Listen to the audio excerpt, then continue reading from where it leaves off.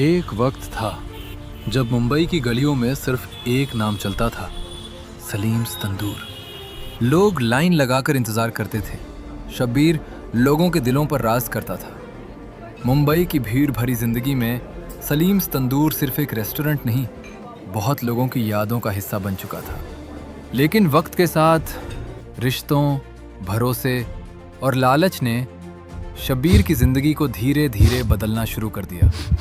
ये सिर्फ एक रेस्टोरेंट की कहानी नहीं, ये भरोसे, लालच और जिंदगी के सच की कहानी है। एक आदमी की कहानी जिसने सब कुछ खोने के बाद भी दोबारा जीना सीखा। मुंबई की भीड़ भरी गलियों में जहां शाम होते ही कबाब और बिरयानी की खुशबू हवा में घुल जाती थी, वहाँ एक छोटा सा लेकिन मशहूर रेस्टोरेंट था, सलीम्स तंदूर। हर रात यहाँ ग्राहकों की लाइन लगती थी। इस रेस्टोरेंट के पीछे था शब्बीर, एक भारी शरीर वाला, ज्यादा पढ़ा लिखा नहीं लेकिन बहुत मेहनती आदमी। कई साल पहले शब्बीर के पिता सलीम केरल से मुंबई आए थे। उनके पास सिर्फ उम्मीद और उनकी बीवी की लिखी हुई रेसिपीज की एक पुरानी नोटबुक थी। एक छोटी सी रेंटेड दुकान से उन्होंने फैमिली रेस्टोरेंट की शुरुआत की। शब्बीर पढ़ाई में कभी अच्छा नहीं था। मुश्किल से 7वीं पास करने के बाद उसने अपनी पूरी जिंदगी किचन में काम करते हुए गुजार दी। गर्म तंदूर और बिना नींद की रातें उसकी जिंदगी का हिस्सा बन चुके थे। कुछ सालों बाद सलीम ने अपने छोटे बेटे आरिफ को भी मुंबई बुला लिया।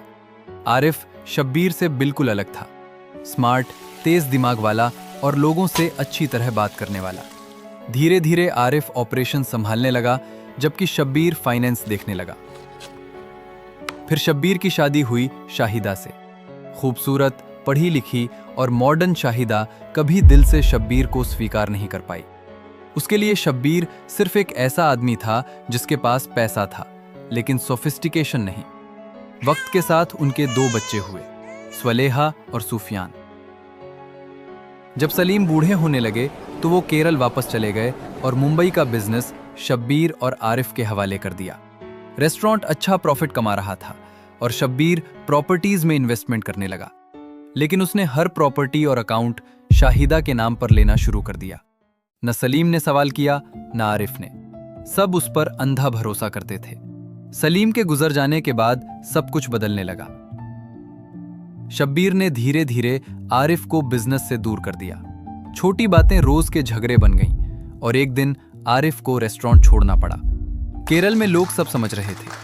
रिश्तेदारों और पुराने कस्टमर्स की मदद से आरिफ ने अपना आउटलेट शुरू किया, आरिफ्स बिरयानी बंकर, और धीरे धीरे वो कामयाब होने लगा। उसकी जिंदगी परफेक्ट है। फिर एक सुबह सब कुछ टूट गया। एक डिवोर्स नोटिस आया। शब्बीर ने शाहिदा को कॉल किया, लेकिन वो उसे हर जगह ब्लॉक कर चुकी थी। अपनी एजुकेशन और लॉयर दोस्त की मदद से शाहिदा ने सारी प्रॉपर्टीज, बिजनेस और बैंक अकाउंट्स अपने कंट्रोल में ले लिए, क्योंकि कानूनी तौर पर सब उसके नाम पर था। सबसे ज्यादा दर्द इस बात का था कि शाहिदा बच्चों को भी छोड़कर चली गई। बाद में शब्बीर को पता चला कि शाहिदा कॉलेज के टाइम से गोविंदन नाम के एक आदमी से प्यार करती थी। डिवोर्स के बाद गोविंदन मुंबई आ गया और दोनों ने शादी कर ली। शब्बीर सब कुछ हार चुका था। जो आदमी कभी रेस्टोरेंट्स और प्रॉपर्टीज का ओनर था, अब जॉब ढूंढ रहा था। कुछ टाइम बाद उसने एक रेस्टोरेंट में मैनेजर की जॉब शुरू की, उसी एरिया में जहां कभी सलीम्स तंदूर हुआ करता था। सिर्फ उसके बच्चे उसके साथ खड़े रहे।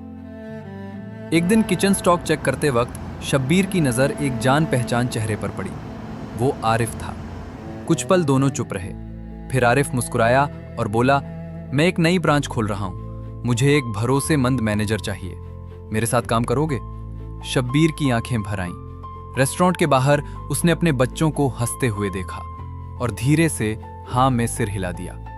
कुछ सालों बाद आरिफ एंड शब्बीर्स किचन मुंबई के सबसे पसंदीदा फैमिली रेस्टोरेंट्स में से एक बन गया। शब्बीर, जो कभी धोखे और लालच की वजह से टूट गया था, आज फिर से खड़ा था, क्योंकि जिंदगी कभी कभी इंसान को तोड़कर ही उसे जीना सिखाती है। अंधा भरोसा कभी कभी इंसान से उसकी पूरी जिंदगी छीन लेता है।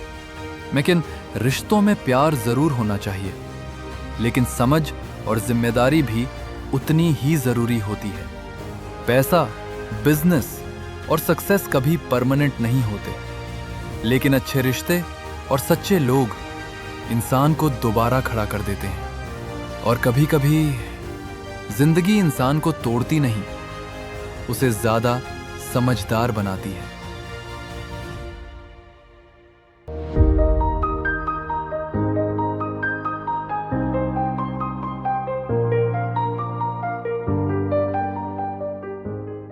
We will help you to create wonderful videos for your brand. Call us or WhatsApp us on +91 98366 27108 or visit us at www.bluemetricmarketing.com. Your one-stop solution for any kind of video creation.